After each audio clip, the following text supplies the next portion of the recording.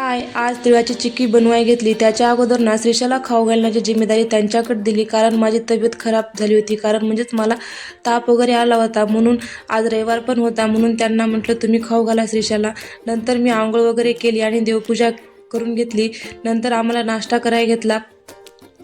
शनिवारी रात्री मी विचार करून झोपले होते की आपण रविवारी सगळे कामं लवकर आवरायचे. दर रविवारी मला 2 वाजतात कामाला, म्हणून ह्या रविवारी आपण 12पर्यंत सगळं काम आवरून घ्यायचं असं ठरवलं होतं. पण ठरवल्याप्रमाणे तसं काही झालं नाही, उलटंच झालं.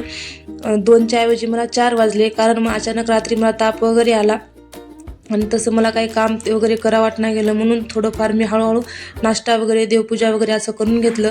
नंतर श्रीशाला आंघोळ वगैरे घालून घेतली. जितकी श्रीशाला आंघोळ करायला वेळ लागतो त्याच्यापेक्षा दुप्पट तिला तयार करायला वेळ लागतो, कारण ती एका जागी थांबतच नाही, इकडे पळ तिकडे पळ. नंतर दुपारच्या तिच्यासाठी चिक्की बनवायला घेतली, म्हणजे तिळाची चिक्की बनवायला घेतली. खूप दिवसापासून मला बनवायची होती, मग मी आज बनवून घेतली. तसंच मला टॅबलेट वगैरे घेतल्यानंतर मला बरं वाटू लागलं.